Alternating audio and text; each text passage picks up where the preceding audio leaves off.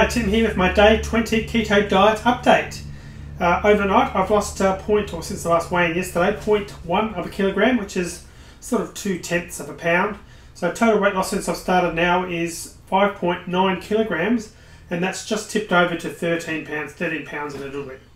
So yes, I'm still feeling well, feeling good, and everything's going fine.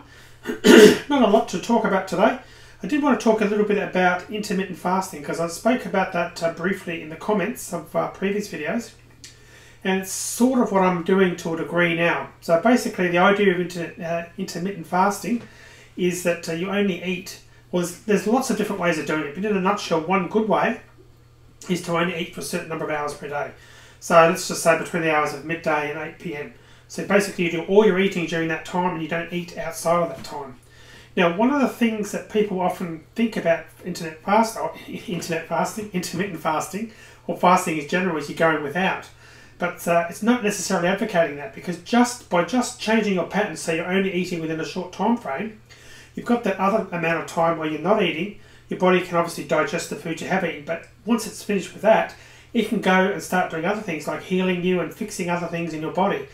Now, traditionally, with the way that Western world is, that we spend a lot of time eating on a regular basis, so your body never gets that real chance to relax and to really start repairing itself, if you will. So there's lots of information out there about intermittent fasting and how it works, and it can be particularly beneficial to keto.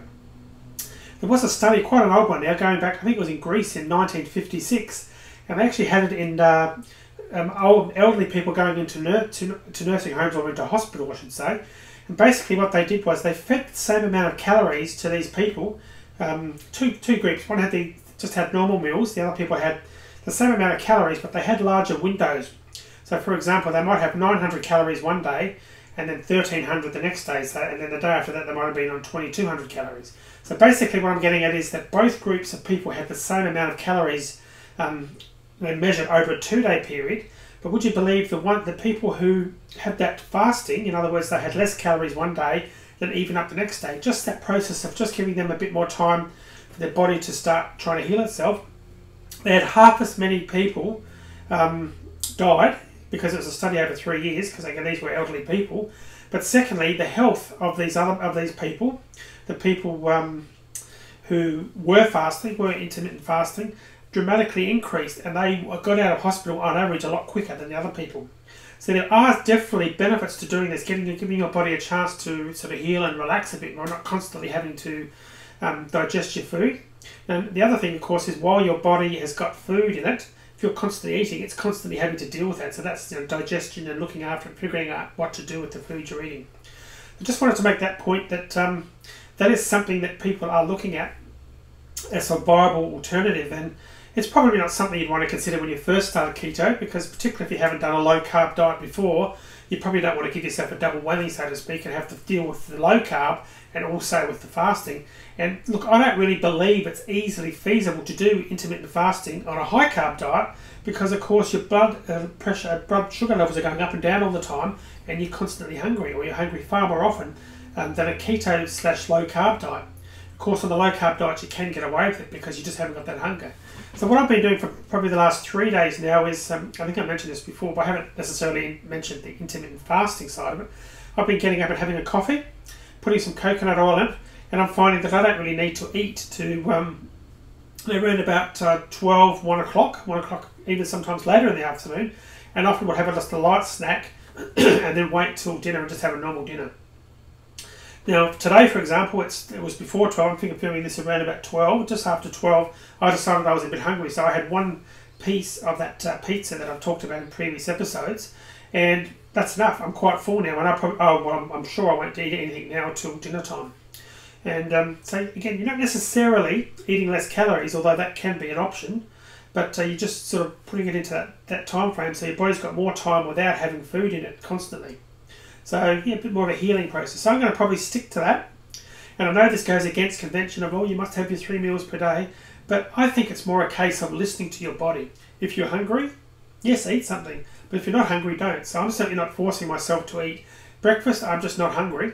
And I'm finding a cup of coffee. I still like my coffee, so I'll have a cup of coffee in the morning Again with some coconut oil, because there's a little bit of fat in it. Well, obviously coconut is primarily oil. Coconut oil is primarily fat.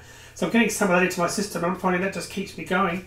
And just have a little snack, as I said, lunchtime, and it keeps me going and just have a regular dinner. So all in all, I'm certainly consuming less than I would have consumed in a high carb diet, but feeling better about it as well, and obviously the weight's still going down.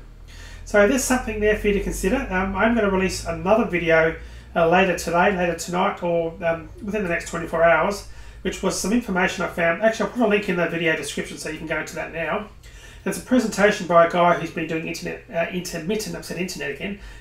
fasting for a few years now, and his conclusions and a bit more information about it. But bottom line is it can certainly help you out. It's also good if you're into a plateau. So if you reach the stage with keto where things aren't moving, consider this intermittent fasting as another way to get things moving.